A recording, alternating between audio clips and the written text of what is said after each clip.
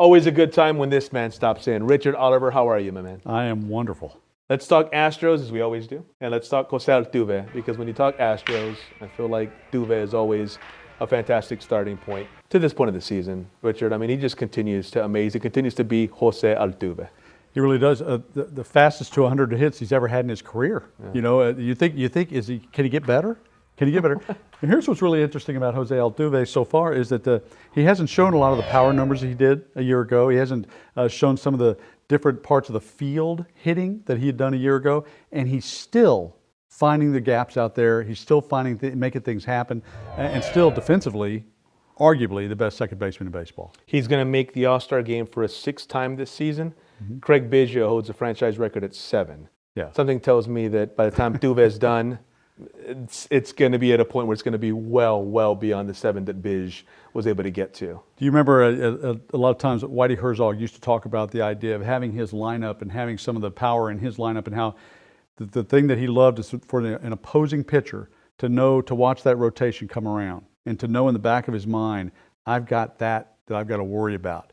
He should be concentrating on this guy that he's pitching, but he's got to worry about 2 or 3 down, and he knows that's what I think opposing pitchers are with Jose Altuve in the lineup. They're saying, I've got to worry. This guy is right there. I can't have anybody on base, or it could be very costly. Now, Altuve and the Astros in the midst of a long stretch. You talked about it last week, playing against teams who are under 500.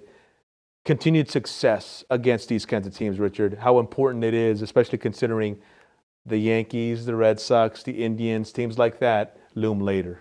It does, and it's very important. You know, and I know we all think about the World Series. We're all thinking big picture when it comes to the Astros. We have big aspirations as Astros supporters, but you know what? You got to win your division first.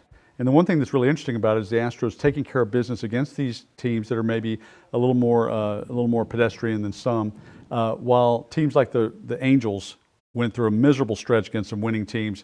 Fell off the pace. They're pretty much out of the picture already at the halfway point. The Mariners had their Red Sox, Indians, Yankees moments. Didn't go well. They tumbled off a little bit. So I think part of it is the Astros taking care of business, and the other thing is everybody else having to go through that rugged stretch as well. When we get to September, when we get to October, the Astros are sitting a little bit prettier because of what's happening in June and July. Very true. In general here, I want to get your thought on, outside of Altuve, when you look at the Astros batting order. Yeah. Who stuck out to you that maybe you didn't think would at the beginning of the year? I thought if anybody was going to, and it's hard to believe that Alex Bregman's only 24. It is. It's really hard to believe. Yeah, you're right. I thought of anybody that might kind of, that opposing pitchers would have caught up to him. It might have been an Alex Bregman. That has not been the case. And I agree with a lot of the Houston writers now who are saying, is this the next superstar for the Astros? You could talk about Altuve. Correa is already designated to be, obviously, a future MVP. Also very young.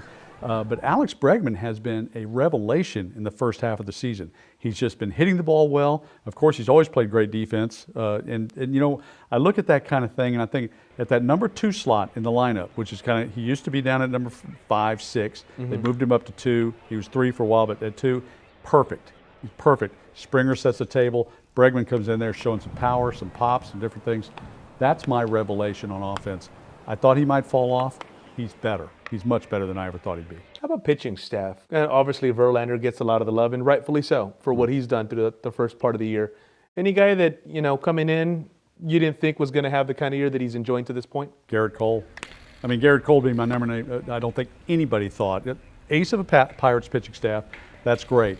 To come in on this pitching staff and to be arguably the ace in many occasions, putting up better strikeout numbers than even Verlander has done this year. Garrett Cole has been an absolute revelation for me.